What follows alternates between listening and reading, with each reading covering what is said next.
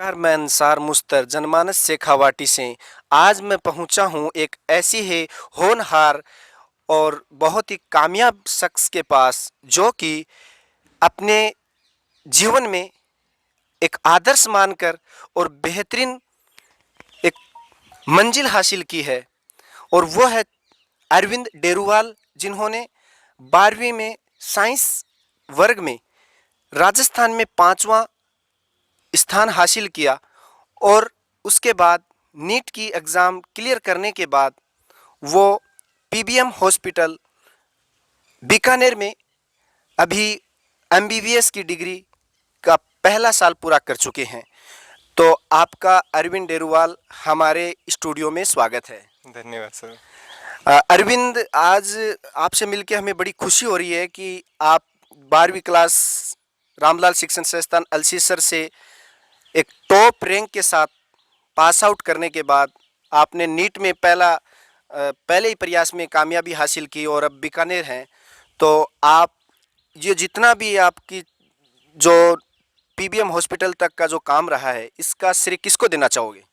Sir सबसे पहले तो श्रेय घर वालों को जाता है जिन्होंने मुझे इस काबिल बनाया कि मैं इस लेवल तक पहुंच सकूं। फिर जाता है जो मेरे शिक्षकगण हैं सभी को, और स्पेशली सुरेश जी सर को जिन्होंने मुझे इस फील्ड के लिए मेरे को सही दिशा में निर्देशित किया ताकि मैं आगे जाके एक भावी डॉक्टर के रूप में अपना जिम्मेदारी संभाल सकूं। सर पहले तो मैं बात स्टार्ट होती है 5th क्लास से, जब मैं फर्स्ट टाइम प्राइवेट स्कूल में गया था।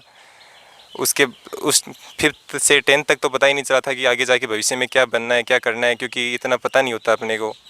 11th क्लास में जाके जब मैं एक किसी इंस्टीट्यूट में गया था, बड़ी इंस्टीट्यूट सीकर में, तब वहाँ पे मैंने मैथमेटिक्स लिया इंजीनियर बनने के लिए। लेकिन ये हुआ कि वहाँ पे मुझे रास नहीं आया वहाँ का माहौल, और उसके बाद मैं वापस रामलाल शिक्षण संस्थान स्कूल में आया और सुरेश जी सर ने मुझे डॉक्टर बनने के लिए बायोलॉजी सब्जेक्ट का चुनाव करने का विकल्प सुझाया, और मैंने फिर बायोलॉजी सब्जेक्ट लिया और अपना लक्ष्य हासिल किया। अब आपने साइंस में महारत हासिल की है, अच्छे नंबर मार्क्स हासिल किए हैं। तो बच्चों को साइंस के लिए या साइंस की तरफ रुझान हो, इसके लिए आप क्या कहना चाहेंगे? सर यही है कि सब तीनों जो वर्ग हैं, चाहे आर्ट्स हो, चाहे कॉमर्स हो, चाहे साइंस हो, तीनों का वेटेज अपनी अपनी जगह सही है। लेकिन आज के टाइम की बात करें तो आगे जाके जो ज़्यादा स्कोप है वो साइंस सब्जेक्ट में ज़्यादा है, क्योंकि आप किसी भी फील्ड में जाओ साइंस इम्पोर्टेंट हो गया है। चाहे वो जनरल साइंस की बात हो, चाहे आप किसी भी अगर साइंटिस्ट बनना चाहते हो या फिर डॉक्टर बनना चाहते हो, इंजीनियर बनना चाहते हो, तो मोस्ट ऑफ जो आज के टाइम स्कोप है वो साइंस का ही है। तो बच्चों से यही है कि मोस्टली साइंस को प्रीफर करें, क्योंकि ये एक ऐसा सब्जेक्ट है जिसमें आप खुद को बिजी रख सकते हो। इसमें 3 मेन सब्जेक्ट आते हैं, फिजिक्स, केमिस्ट्री, बायोलॉजी या फिर मैथमेटिक्स, जो आपको लगातार बिजी रखेंगे। अ, आपके नीट की एग्ज़ाम से पहले बहुत समस्याएं आई होंगी।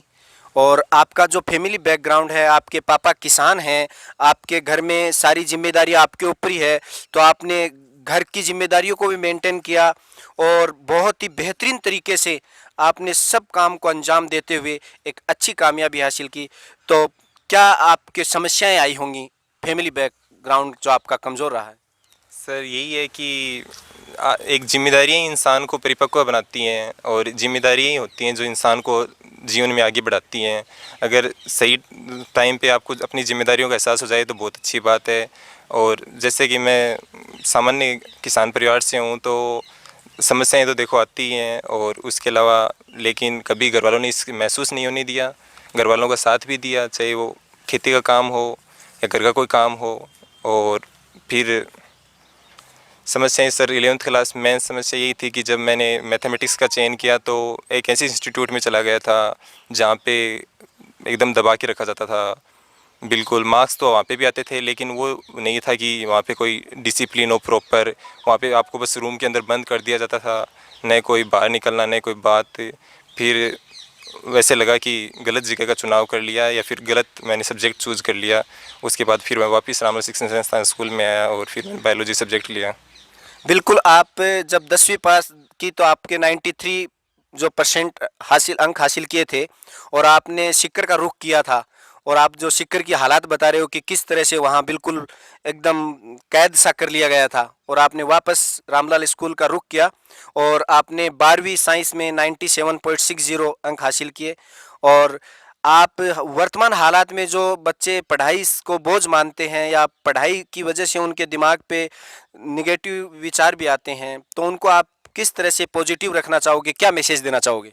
पहली बात तो ये है कि आप पढ़ाई को कभी भी बोझ मत मानो, लगातार पढ़ाई के साथ आप बिजी रहो, क्योंकि अगर आप बिजी रहोगे तो आपका जो माइंड है उसमें जो नेगेटिविटी है वो बिल्कुल नहीं आएगी, क्योंकि आपका माइंड जितना खाली रहेगा तब आप और कुछ तो सोचोगे नहीं, नेगेटिविटी आएगी, फिर आप डिप्रेशन हुआ और भी बहुत सारी जो मेंटल इश्यूज़ हैं उनसे आप ग्रसित हो जाएंगे।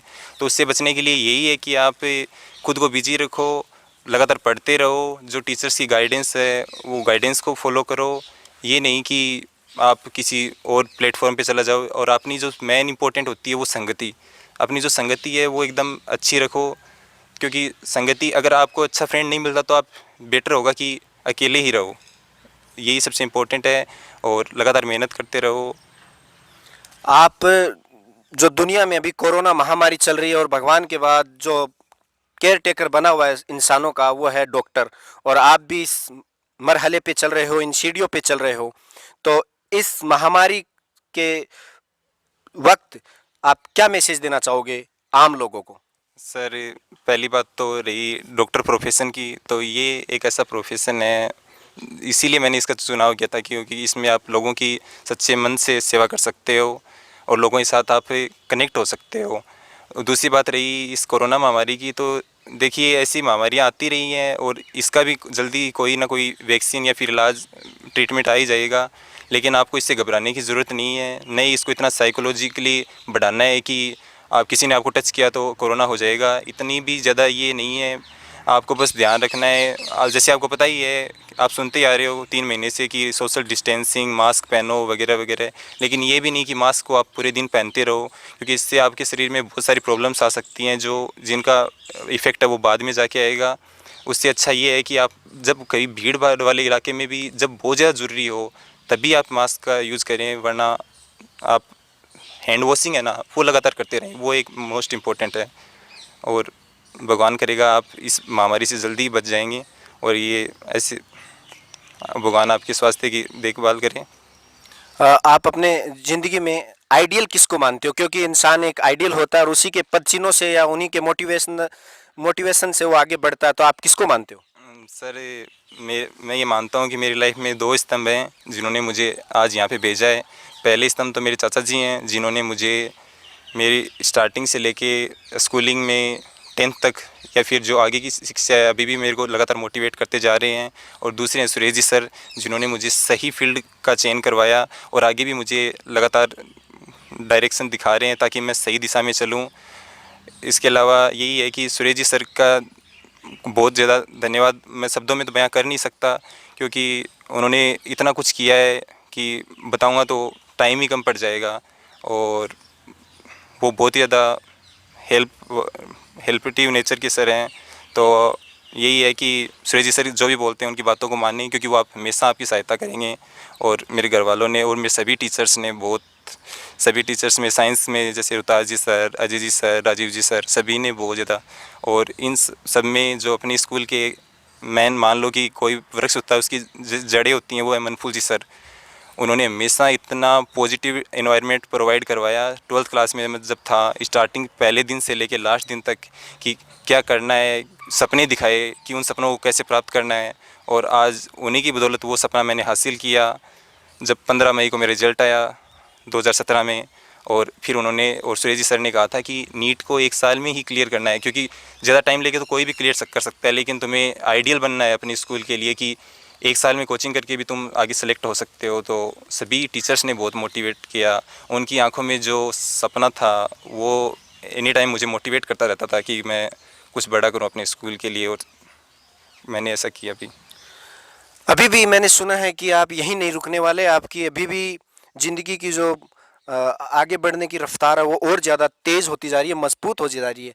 अब आगे आपका एक क्या सपना है और क्या मतलब प्रयास कर रहे हो? सर, पहला तो ये है कि जो मैं एमबीबीएस कर रहा हूँ उसको मैं अच्छे से कंप्लीट करूँ, और उसके बाद में मेरा सपना है कि मैं प्रशासनिक सेवा में जाऊं और लोगों की जितनी ज़्यादा हो सके उतनी ज़्यादा मदद कर सकूं। बस यही है कि आप सभी का आशीर्वाद और सहयोग बना रहे, यही मेरी भगवान से कामना है। ये मेरे साथ थे अरविंद डेरूवाल, जो कि किसान परिवार से ताल्लुक़ रखते हैं और इन्होंने बेजोड़ मेहनत और जज्बे के साथ अपनी पढ़ाई और अपनी जो ज़िंदगी में आगे बढ़ने की जो एक बहुत ही बेहतरीन मेहनत का नमूना, एक मिसाल पेश की।